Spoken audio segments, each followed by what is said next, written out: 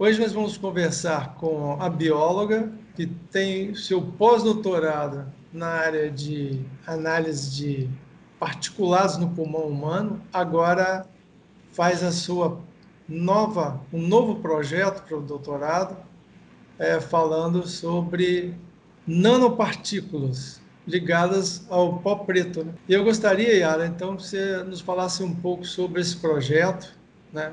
A gente já conheceu há anos atrás, né, a pesquisa que você tinha iniciado com pó preto na atmosfera, o particulado que contido no aerosol, né, da Grande Vitória, e que se precipitava, inclusive, em ecossistemas como manguezais. Você pode nos dizer um pouco sobre esse novo projeto seu do pós-doutoramento? Então, assim, muito obrigada pelo convite, né, por estar aqui de novo. Então, assim, a primeira parte do projeto, que a gente já, inclusive, comentou, a gente descobrir, né, que a gente tinha essa influência do pó preto sobre todo o ecossistema. E a partir disso, se tem tanto no ecossistema aquático quanto no ecossistema terrestre, as pessoas seriam muito afetadas, né? Então, a próxima etapa foi a exposição desse pó preto, né? Na verdade, às células de pulmão humano. Então, como a gente não pode fazer experimentação animal, né, humana, o que a gente faz é a exposição dessas células ao pó preto, né, em condições controladas no laboratório. Nós fazemos o cultivo de uma célula, foi coletado o pó preto na Ilha do Boi, né, com auxílio da ONG Juntos SOS Ambiental, e a gente também teve a parceria do Instituto Estadual do Meio Ambiente do Espírito Santo, IEMA, que nos forneceu amostras tanto da Ilha do Boi, quanto da Enseada do Suá e de Vila Velha, para que a gente pudesse ter Amostras uma da estação de comparação. monitoramento, né? Isso, amostras do pó preto, mas das estações de monitoramento, né? Que aí seria o material particulado sedimentável, que é o reconhecido vulgarmente como pó preto. Então, esse pó preto, ele foi utilizado, uma parte dele, a que foi coletada inicialmente com auxílio da Juntos SOS. Foram feitos experimentos aqui em São Carlos, na Federal de São Carlos, e em exposição a células de pulmão, para primeiro observar se elas entravam. Né? Existe um senso comum de que apenas partículas pequenas entram, né? Abaixo de 10 micrômetros, e, entretanto, como todo o material pó preto sedimentável, todo o material particulado sedimentável, ele se dissocia em nanopartículas, esse foi o primeiro dado do projeto, a gente comprovou essa dissociação, em contato com o muco. Vitória é uma cidade muito úmida, né?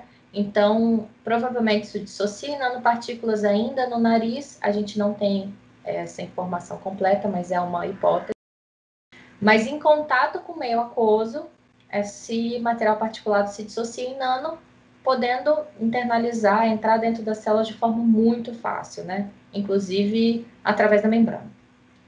Qual é o maior problema disso? É que você potencializa toda essa exposição ao material particulado atmosférico, que na sua composição ela é metálica. Ela não tem só metais comuns, né, como que todo mundo já conhece, até inclusive o ferro, ele é um nutriente que em excesso pode ser tóxico, mas a gente também conseguiu observar a presença de metais emergentes, que são usados em ligas metálicas, na indústria eletrônica, e que também está presente nesse pó preto, e entrou dentro das células. Então, no primeiro trabalho, nós comprovamos essa dissociação em meio aquoso, né? Foi publicado agora. E a partir disso, a gente deu início a um projeto temático de dissociação desse pó preto, utilizando a cidade de Vitória como modelo, né? Para ser aplicado no mundo, do impacto do material particulado atmosférico metálico no ecossistema como um todo, sempre em contato com o meio aquoso, não importando se esse meio aquoso é o nosso corpo humano ou se ele é o ecossistema aquático. Então, para o corpo humano, vamos visualizar a internalização das células, com a presença de ferro, titânio, outros elementos, inclusive outros elementos, né? E aumentando a mortalidade celular. Isso é bem crítico, né? A gente pode ter diversas doenças provocadas, uma baixa na imunidade e, inclusive, até uma maior exposição a doenças respiratórias, como, por exemplo, né, ao corona que a gente está tendo na pandemia. Então, seria muito interessante juntar todos os dados que a gente tem com dados epidemiológicos, hospitais, ver se existiu uma correlação entre isso, né, sobre esses dados. Sim. Mas, a princípio, ele causa um efeito grande. E ele, dentro das células, ele está dentro de uma forma que pode não causar efeito, mas dentro do núcleo também nós encontramos essas mesmas partículas metálicas do pó preto. Então, ele conseguiu passar as membranas celulares, ele foi para o núcleo e entrou em contato com o DNA. Qual que é o problema disso?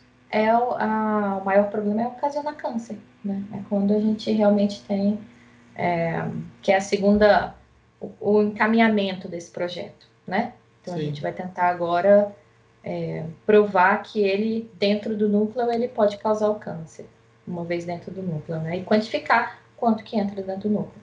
Mas a gente, oficialmente, está falando de material particulado atmosférico que não é nem considerada, né? Ela é ignorada, assim. Porque se pensava sempre que só abaixo de 10 micrômetros, né? Sim. PM10, que chegava ao nível pulmonar, ao nível de alvéolos, né? Sim. Isso é verdade quando esse tamanho é real. O problema é que o material particulado de Vitória, ele não se mantém nesse tamanho. Ele se dissocia em nanopartícula. Então, por exemplo, né, o tamanho de 10 micrômetros, ele tem 10.000 nanômetros, né? E o de PM2,5, ele tem 2.500 nanômetros. E as partículas do material particulado de Vitória, praticamente 90% deles estão em torno de 100 nanômetros. Então, se a gente já sabe que o PM2,5 ele é altamente cancerígeno, então, nesse caso, a gente sabe que é muito mais, o potencial de causar câncer é muito maior.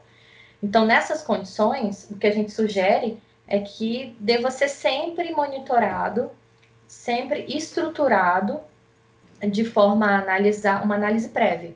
Não, o material particulado dessa região, ele se mantém nesse tamanho? Ele é real desse tamanho? Ou não? Como no caso de Vitória, ele é um aglomerado de partículas, né? Sim. E aí ele se dissocia mesmo no processo respiratório, ele está entrando? Então, essa é uma hipótese. A gente não... Em contato com a célula, ele dissocia. Mas tudo é feito em laboratório, né? Um experimento in vitro com cultivo celular. Eu não tenho como fazer essa exposição a um ser humano, né, completa, mas o que a gente consegue chegar mais perto disso acontece. Então, agora, nessa segunda etapa, a gente vai tentar trabalhar com outros organismos para conseguir comprovar e chegar mais perto do ser humano, né? Mas, com todo o ecossistema, nesse projeto temático agora, a gente está trabalhando com anfíbios, vão ter peixes, invertebrados, e em todos eles também já foram observados a internalização dessas partículas. Então, são duas vertentes, né, desse impacto. Uma vertente é a humana, né, com o fato do nosso corpo ser em maioria água e da gente ter as mucosas e o muco desde o nariz. Principalmente, existe uma grande diferença, por exemplo, aqui em São Carlos é muito seco, o muco do nariz está normalmente seco, e em Vitória, como eu sou de lá, eu sei que nunca fica seco. A gente está sempre com o muco úmido, né? O que pode facilitar para as pessoas que vivem na região, né? Pode, infelizmente, facilitar essa exposição. Qual o tempo de duração para vocês terem? Então, esse projeto ele foi o meu pós-doutorado, que é a parte humana, ele iniciou já há 3 anos. Eu já levei essas amostras, inclusive, para a Universidade da Western Australia para analisar e conseguir ver as nanopartículas dentro das células de pulmão. Então, isso já foi visualizado, está em vias de ser publicado. E agora vamos continuar com essa parte de ver o efeito biológico. Então, no primeiro momento, queríamos provar que existia essa internalização até o núcleo. Uma vez que ele chega até o núcleo, e a gente consegue ver quais partículas, tamanho, tudo, então agora o foco é o efeito. E aí, para isso, a gente tem, em conjunto com esse projeto temático, que foi aprovado agora pela FAPESP, iniciou-se agora dia 1º de agosto de 2020, e tem duração de 5 anos. É uma abordagem muito completa, ecofisiológica, então a gente vai sair desde da parte celular até a fisiologia e o comprometimento da natação dos peixes, e a mesma coisa com as células. Até onde a gente conseguir ir, nós iremos. Então, são 5 anos de duração esse projeto, ele envolve muitos pesquisadores e ele está sendo utilizado, na verdade, Vitória está sendo utilizada como uma cidade modelo, né? Ela foi escolhida pela quantidade de pela influência dos metais, por a gente já ter visto que ele tem essa capacidade de dissociar em nanopartícula. Então, ele tem, são várias características que fizeram dela ideal para esse estudo. Nós que somos do Espírito Santo agradecemos, porque finalmente nós vamos ter um pouco mais de dados. Ok. E é isso. Bem, é um resultado muito importante que tem que ser levado em consideração aqui pela comunidade aqui do Estado do Espírito Santo, né? Um resultado que pode fazer com que haja uma preocupação maior com o controle da emissão dessa poeira, desse pó preto, e também com esse material que está solto aí na natureza, né? O Sim, acúmulo, por exemplo, na Baía de Cambori, durante muitos anos, sim. de O minério. que nós temos de expectativa com relação aos impactos, né, na sociedade, que isso possa provocar uma melhora futura na qualidade de vida, mediada pelo impacto no governo, né?